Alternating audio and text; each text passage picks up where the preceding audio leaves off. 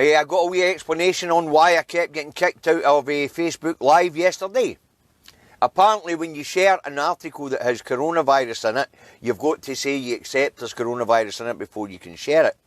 Well, apparently, because I'm going out live and I had coronavirus update in my title, they couldn't give the option of people being warned about coronavirus. So that's why they were kicking me out. So the helpful guy at Facebook told me just to drop the words coronavirus update and carry on as normal. Apparently they're aware of my broadcasts. They've been reported to them a few times, but my broadcasts don't infringe on community standards. And they fact checked my broadcasts and all, according to the fellow last night who was answering my query. And they seem to be quite happy with my broadcasts.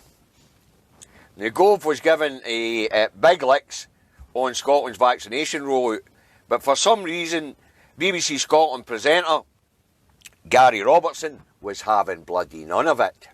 Alright? I'm beginning to like Gary sometimes when it sees Westminster politicians actually. He doesn't half have a go. Now that doesn't mean he's not a unionist. It could well be that he's a Labour supporter. But anyway, Gary is not having any of it. He has a right go at Govey. Right? Govey's on about how far behind Scotland is in the road to the vaccine compared to everybody else. Well, actually, you get right down to it, Scotland's no. We don't really know how far along everybody else is, because nobody's publishing in-depth figures. They're just putting it out there that they've done this, done that, and the next thing.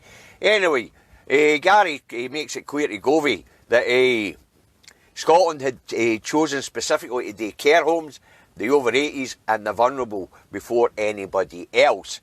Gove was on about the fact that Scotland had only done 12.6% of the population's over 16s, but Gary was having none of it. So Gary asked him what the figures for care homes in England was. Gove had nothing. So Gove came away with it. Everybody in England's care homes has been offered a vaccine line, but Gary was having none of it. Gary gave it to him both barrels. He says, well, if you don't have the figures, well, fair enough, you know. You're only just going to make yourself look like a bloody idiot up here, coming up here to complain about the rollout of the vaccines up here. You don't have any bloody figures for the rollout of the vaccine down there. For all we know, you're plucking them out of bloody thin air. So, wee Govey didn't get it easy, did he? No, not at all. So, Alistair Union Jack and Govey both made an absolute fool of themselves yesterday. Alright? Anyways, as I say, Govey said that England had offered the vaccine to care homes. And I say, Gary was having none of that. He gives it no chance. Come on, give us the numbers. Gary then rings off that 96% of care home residents in Scotland, and that's not just the elderly, that's all care home residents in Scotland, have had the vaccination. He also said that 90% of the over 80s had the jab, and the 86% of health and social care workers have had the jab. He asked Govey for the figures in England, but Govey changed the subject because Govey had nothing. He was on the tranny to slag off the Scottish Government and he hadn't even done his bloody homework. That's a typical Tory for you. Just spin and waffle and the substance. Anyway, in the end, as I say, Govey just ended up looking like a prat, alright? Wednesday down that road in the House of Thieves and Carpetbaggers, Prime Minister's questions was on. Alright.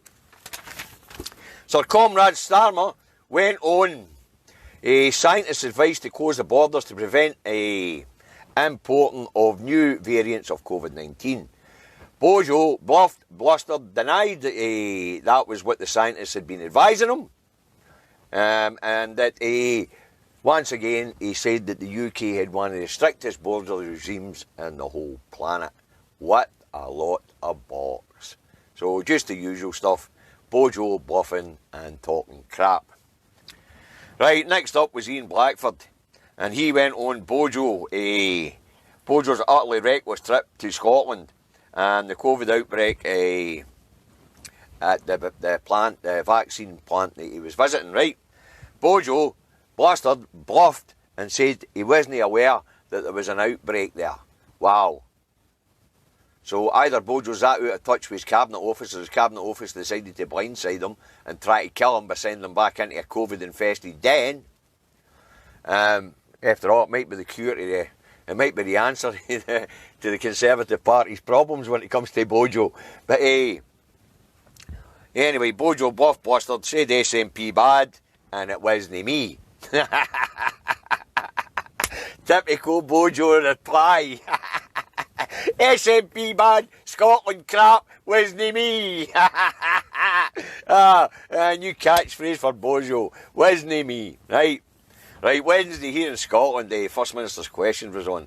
Baroness Ruthie, Tank Commander, went on the vaccine rollout, and she culminated her complaints about the vaccine rollout on Alistair Union Jack, offering the UK troops to speed up the process. The First Minister told Ruthie the rollout was on track, and as for Alistair Union Jack's offer of military assistance, the First Minister tells Ruthie that the Scottish Government had been working with the military, and if she felt that she and the Scottish Government needed the military assistance, she'd ask them for it herself.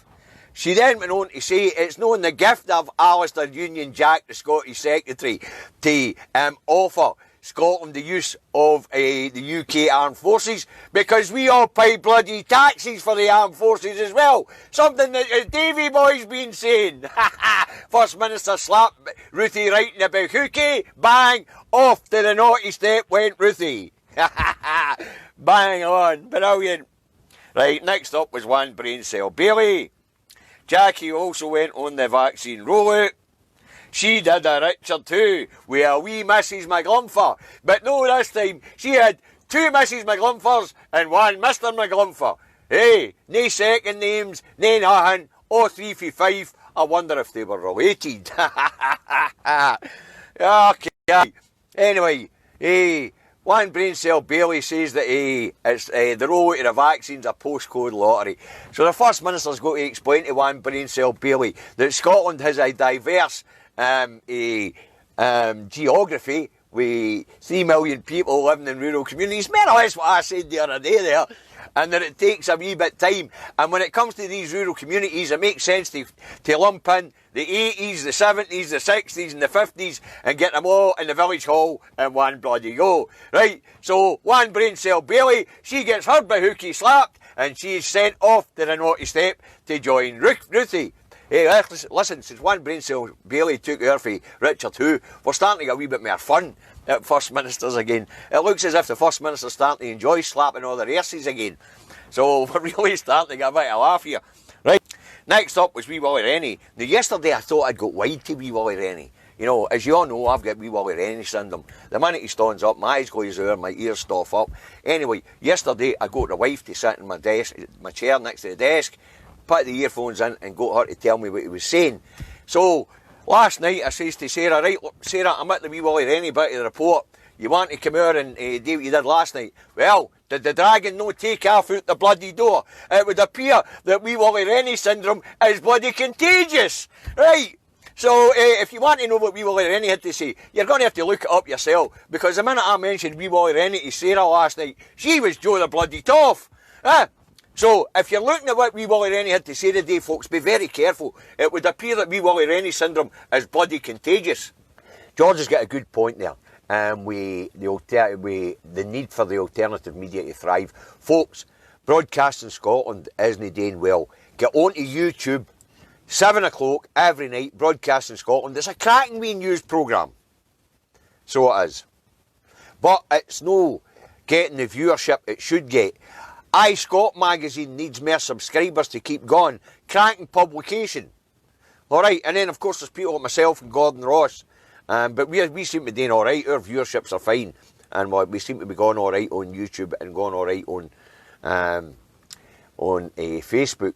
But we really need people to invest in the alternative media. Independence Live, Broadcasting Scotland, the iScot magazine, the national newspaper. Folks, we need you, if you can, to subscribe to these things and get them up and running again. I mean, Broadcasting Scotland does some marvellous work. I mean, I watched First Minister's questions yesterday on Broadcasting Scotland. You know, Broadcasting Scotland does some fantastic work. You know, so, listen folks, 7 o'clock each night, go onto YouTube, find Broadcasting Scotland, set a reminder, subscribe. It's a cracking news programme. The iScot magazine's a fantastic publication. Subscribe. The national newspapers, subscribe. Independence Live is putting out as much content as it can get its hands on. Subscribe. And to quote Kevin Gibney, don't watch the mainstream media. Become the bloody media yourself. That's what I've done. I've become a citizen journalist. Wee bit of advice though, folks. Don't join the National Union of Journalists. Because then you're liable for the crap you put out. Or you're liable, for the content you put out.